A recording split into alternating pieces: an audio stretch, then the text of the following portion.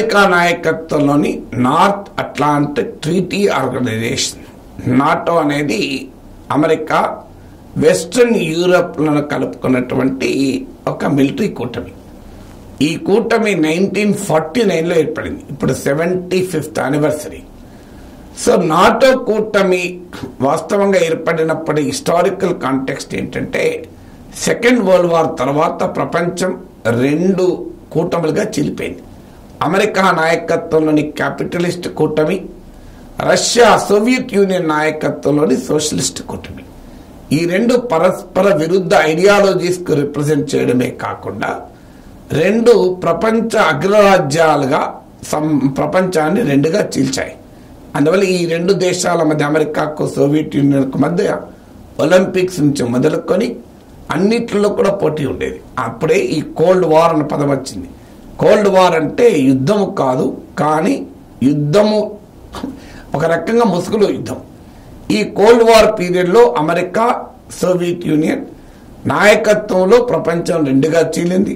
భారతదేశం లాంటి వర్తమాన దేశాలు, అంటే పోస్ట్ సెకండ్ వరల్డ్ వార్ పీరియడ్లో ఇండిపెండెంట్ అయిన కంట్రీస్ మిక్స్డ్ ఎకానమీ, అటు అమెరికా రిప్రజెంట్ చేసే క్యాపిటలిజము, సోవియట్ యూనియన్ రిప్రజెంట్ చేసే సోషలిజము కాకుండా కొంత అటో ఇటో మొగ్గు చూపే మిక్స్డ్ ఎకానమీలు అనుసరించాయి. మిలిటరీ స్ట్రాటజిక్ రంగాల్లో కూడా ఆయా దేశాలు అటో ఇటో కాస్త బెండ్ అవుతూ ఇండిపెండెంట్గా ఉండే ప్రయత్నం చేశాయి. ఇప్పుడు ఉదాహరణకు భారతదేశం నాన్ అలీన విధానాన్ని అనుసరిస్తూనే సోవియట్ యూనియన్కు అనుకూలంగా కొంత విదేశాంగ విధానం ఉంటూ వచ్చింది. అఫ్కోర్స్ అదే సమయంలో అమెరికాతో కూడా బలమైన సంబంధాలు కలిగి ఉన్నాం. పాకిస్తాన్ లాంటి దేశాలు సోవియట్ యూనియన్తో సంబంధాలు పెద్దగా ఉండక అమెరికా నాయకత్వంలోని సీటో, సంటో లాంటి మిలిటరీ కూటమిలో మెంబర్గా అమెరికాకు దగ్గరగా ఉంటూ వచ్చింది. ఇలా వర్తమాన దేశాలు, అంటే సెకండ్ వరల్డ్ వార్ అనంతరం ఇండిపెండెన్స్ పొందిన చాలా దేశాలు ఇండిపెండెంట్ ఫారిన్ పాలసీ అనుసరిస్తూ కూడా సందర్భోచితంగా అమెరికా వైపు, సోవియట్ యూనియన్ వైపు వారి అవసరాల కోసము వాళ్ళు అటు ఇటు బెండ్ అవుతూ వచ్చారు. ఇక సోవియట్ యూనియన్ విచ్ఛిన్నమయ్యాక వాస్తవంగా అమెరికా నాయకత్వంలో నాటోకు అర్థం లేదు. ఎందుకంటే ప్రపంచం 2 అగ్రరాజ్యాలు కాకుండా అమెరికా ఒక్కటే అగ్రరాజ్యంగా మిగిలింది. అందువల్ల సోవియట్ యూనియన్ ప్రమాదం నుంచి వెస్ట్రన్ యూరప్ను రక్షించటానికి అని ఇది మొదలైంది. అందుకే నార్త్ అట్లాంటిక్ ట్రీటీ ఆర్గనైజేషన్ అంటారు. అమెరికా, యూరప్ల మధ్య కుదిరిన ఒడంబడికిది. సోవియట్ యూనియన్ ఈస్టర్న్ యూరప్లోకి తన ప్రభావాన్ని పెంచింది కనుక ఈస్ట్ జర్మనీ, పోలాండ్, అలాగే హంగేరీ, జెకోస్లోవేకియా, రుమేనియా, ఇలా ఈస్ట్ యూరోపియన్ బల్గేరియా, బెలారస్యా, ఇలా అనేక ఈస్ట్ యూరోపియన్ దేశాల్లోకి సోవియట్ యూనియన్ విస్తరించింది. అందువల్ల వెస్ట్రన్ యూరోప్లోని capitalist country Germany, UK, Italy, Greece, ఇలాంటి స్పెయిన్, ఈ దేశాలన్నీ అమెరికా సాయాన్ని అడిగాయి. అటు మిలిటరీగా రక్షణ కొరకు, అలాగే ఎకనామిక్ రీకన్స్ట్రక్షన్ కొరకు. అలా పుట్టింది నాటో. దీనికి పోటీగా సోవియట్ నాయకత్వంలో వార్సా కూటమి ఏర్పడింది. సోవియట్ యూనియన్ పతనానంతరం వార్సా కూటమి అంతమైంది, నాటో మిగిలింది. నాటో అవసరం ఏమిటి అనే ప్రశ్నలు ఉత్పన్నమైనా కూడా సోవియట్ యూనియన్ ఆధిపత్యాన్ని బ్యాలెన్స్ చేయడానికి పుట్టిన నాటో అమెరికా ఆధిపత్యాన్ని సుస్థిరం చేయడానికి ఆఫ్టర్ సోవియట్ యూనియన్ కూడా కొనసాగుతూ వచ్చింది. వాస్తవంగా అప్పటి సోవియట్ అధ్యక్షుడైన మిఖాయిల్ గార్బచోవ్కు అమెరికా ఇచ్చిన హామీ ఏంటంటే రష్యా వైపుగా ఈస్ట్ యూరోపియన్ దేశాలకు నాటో విస్తరించదు అని హామీ ఇచ్చారు. కానీ ఈ హామీకి భిన్నంగా నాటో ఈస్ట్ యూరోపియన్ కంట్రీస్లోకి విస్తరిస్తూ రష్యా పొలిమేరలోకి కూడా వచ్చింది. అక్కడే ఛాలెంజ్ మొదలైంది. జార్జియా, యుక్రెయిన్ అనే రష్యా నైబర్స్ను కూడా నాటోలో చేర్చుకోవటానికి ప్రయత్నాలు జరుగుతుంటే దాన్ని కౌంటర్ చేస్తానంటూ పుటిన్ యుద్ధానికి ముందుకొచ్చాడు. అంటే 1949లో 12 కంట్రీస్తో మొదలైన నాటో ఇప్పుడు 32 కంట్రీస్, 32 సభ్య దేశాలు ఉన్నాయి. సో ఇటీవల స్వీడన్, ఫిన్లాండ్ ఈ 2 దేశాలు యుక్రెయిన్ వార్ తర్వాత చేరాయి. ఇందులో ఇంట్రెస్టింగ్ ట్విస్ట్ ఏంటంటే యుక్రెయిన్ పైన పుటిన్ ఎందుకు దాడి చేశాడు?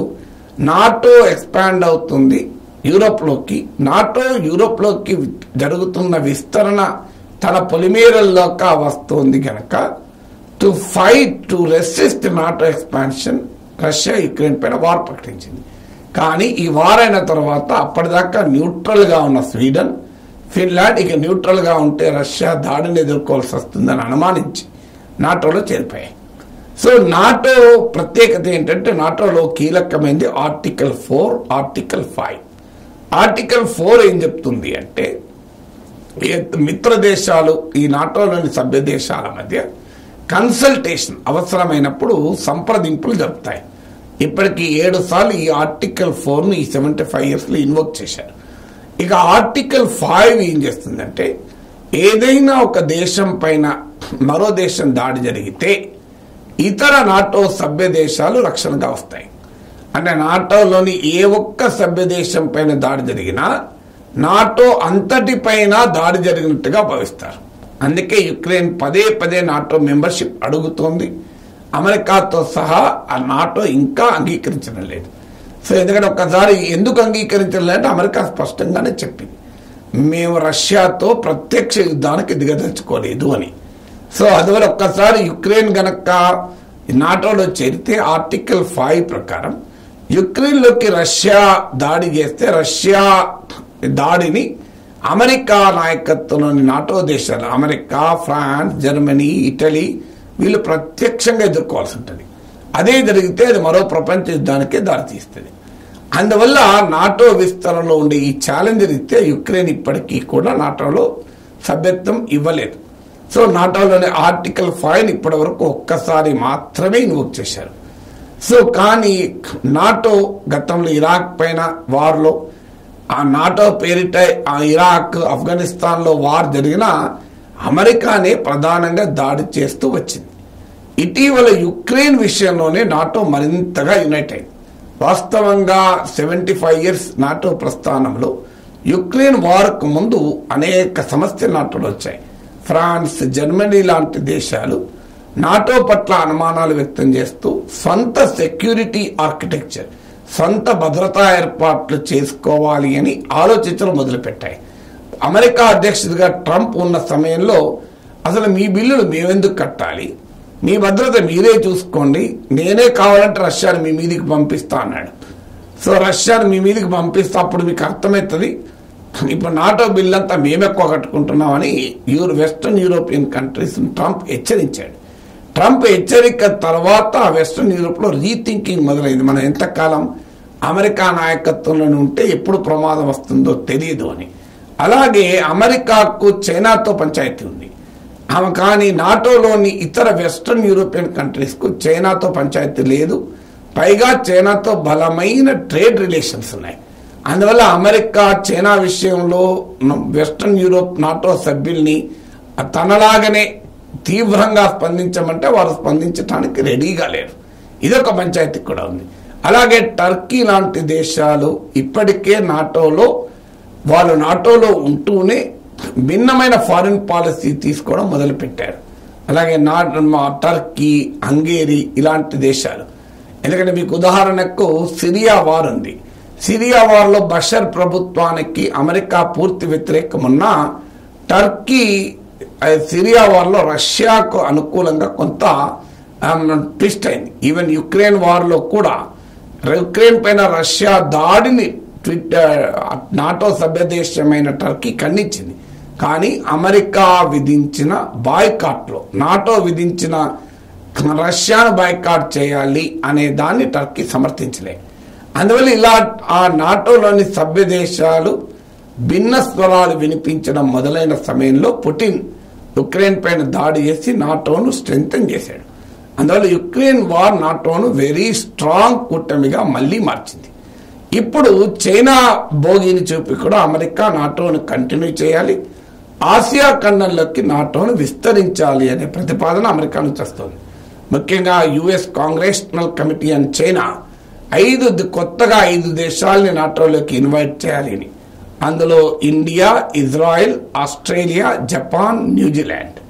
సో ఇప్పటికే చైనాకు వ్యతిరేకంగా ఇండియా, ఆస్ట్రేలియా, జపాన్ అమెరికాతో కలిసి క్వాడ్ ఏర్పాటు చేసింది. అయితే అది సెక్యూరిటీ అలయన్స్ కాదని చెప్తున్నారు, కానీ ఒక రకంగా సెక్యూరిటీ అలయన్సే. అలాగే I2U2 India, Israel, United Arab Emirates, USA అనే ఒక కొత్త కూటమి కూడా ఏర్పాటు చేశారు. దీన్ని మిడిల్ ఈస్ట్ క్వాడ్ అని కూడా అంటున్నారు. అలాగే ఆకస్ అని ఆస్ట్రేలియా, UK, US అని కూటములు ఏర్పడ్డాయి. ఇలాంటి కూటములు ఉండగా నాటోను కూడా విస్తరించి జపాన్, భారతదేశం లాంటి దేశాలని తీసుకొని చైనాకు వ్యతిరేకంగా నాటో వలయాన్ని నిర్మించాలనేది అమెరికన్ కాంగ్రెస్ కమిటీ ప్రతిపాదన. అంటే ఇక రష్యా ఒక్కటే కాదు, రష్యా దెబ్బతింటోంది. ఇప్పుడు మనకు ఎమర్జ్ అవుతున్న ఎనిమి చైనాని. ఇండియాకు చైనాకు ఉన్నటువంటి రిలేషన్స్ వల్ల మన దేశంలో కూడా కొంతమంది దీన్ని అట్రాక్టివ్ ప్రపోజల్గా భావించవచ్చు. కానీ నాటోలో ఆసియన్ కంట్రీస్ కూడా చేరి నాటో మరింత విస్తరిస్తే వచ్చే ప్రమాదాలు చాలా ఉన్నాయి. ఉదాహరణకు నాటోలో భారతదేశం చేరుతుంది. అమెరికా పాకిస్తాన్తో తనకున్న మిలిటరీ సంబంధాలు వదులుకుంటుందా? ఇప్పుడు ఇండియా అమెరికా మధ్య స్ట్రాటజిక్ రిలేషన్షిప్, మిలిటరీ ఒప్పందాలు ఉన్నా కూడా, వ్యూహాత్మక ఒప్పందాలు ఉన్నా కూడా అమెరికా పాకిస్తాన్కు F-16 మోడర్నైజేషన్ ప్రోగ్రామ్ను ఇండియా అభ్యంతరాలు చెప్పినా మంజూరు చేసింది కదా. Pakistan is a big client state of America. మరి అమెరికా నాటోలో మనం చేరితే మరి అమెరికా పాకిస్తాన్తో తెగదెంపులు చేసుకుంటుందా? ఇటీవల మన గల్వాన్ లోయలో చైనాతో మన ఘర్షణ వచ్చింది. ఘర్షణ వస్తే నాటో ఆర్టికల్ 5 ప్రకారం మీరంతా మాకు అండగా రావాలి అండి. నాటోని అడిగితే అమెరికా, UK వీళ్ళంతా చైనా పైన యుద్ధాన్ని సిద్ధపడతారా? సో అది ప్రాక్టికల్గా జరుగుతుందా? అమెరికా భారతదేశం కొరకు చైనాతో యుద్ధం చేస్తుందా? పాకిస్తాన్ కట్టడి చేయమంటే ఇంతవరకు అమెరికా కట్టడి చేయలేదు. అమెరికా తలుచుకుంటే పాకిస్తాన్ నుంచి ఒక్క టెర్రరిస్ట్ కూడా ఇండియాలకు రాడు. కానీ అమెరికా తలుచుకుంటుందా? అమెరికా వ్యూహాత్మక ప్రయోజనాలు అమెరికాకు కావాలి. ఆడ ఇరాన్, ఆఫ్ఘనిస్తాన్ ఎదుర్కోవటానికి పాకిస్తాన్ కావాలి. ఉదాహరణకి ఇవాళ ఇజ్రాయెల్ కనుక నాటోల సభ్యదేశం అంటే ఏం జరిగేది? ఆర్టికల్ 5 ప్రకారం హమస్ ఇజ్రాయెల్ పైన దాడి చేసిన మరుక్షణమే అమెరికా అందులో ఇతర నాటో దేశాలు వచ్చి ఇజ్రాయెల్తో కలిసి హమస్ పైన యుద్ధం చేస్తే ఆ ప్రాంతం ఏమయ్యేది? అసలు ఇరాన్ పైన యుద్ధం చేస్తే ఆ ప్రాంతం ఏమయ్యేది? అందువల్ల నాటో విస్తరణ అనేది ప్రపంచానికి శాంతి సుస్థిరతలు ఇవ్వదు, మరింత ప్రమాదాన్ని తెచ్చిపెడుతుంది. అలాంటి నాటోలో భారతదేశం చేరితే భారతదేశం తన స్ట్రాటజిక్ ఇండిపెండెన్స్ కోల్పోతుంది. ఇప్పుడు ఉక్రెయిన్ వార్ విషయంలో అమెరికా ఎంత ఒత్తిడి చేసినా మనం వినలే. రష్యాతో మన సంబంధాలు తెగదెంపులు చేసుకోలేదు. రష్యా నుంచి ఆయిల్ కొనుక్కున్నాం. ఇటీవల అమెరికాకు నచ్చకపోయినా ఆంక్షలు ఉంటాయని హెచ్చరించిన ఇరాన్తో చబహార్ పోర్ట్ ఒప్పందం కుదుర్చుకున్నాం. సో చైనాను చూసి మనము నాటోలో చేరితే రష్యాతో మన సంబంధాలు ఏం కావాలి? ఇరాన్తో మన సంబంధాలు ఏం కావాలి? మనం అమెరికా స్ట్రాటజిక్ ఇంట్రెస్ట్లకు తోకగా మారిపోతాం. ఇప్పుడు అవసరాన్ని బట్టి మనం ఎవరితో కావాలంటే వారితో రిలేషన్స్ చేసుకుంటున్నాం. ఇప్పుడు చైనా మనకు ఇండియాస్ లార్జెస్ట్ ట్రేడింగ్ పార్ట్నర్, ఇప్పుడు ఈవెన్ టుడే కూడా. సో అందువల్ల అవసరాలను బట్టి ఫ్లెక్సిబుల్గా మన వ్యూహాత్మక నీతి ఉండాలి తప్ప, స్ట్రాటజిక్ పాలసీ ఉండాలి తప్ప వెళ్ళి అమెరికా కౌగిట్లో మనం బందీ అయితే మన దేశ భద్రతకే, మన దేశ ప్రయోజనాలకే ప్రమాదకరం.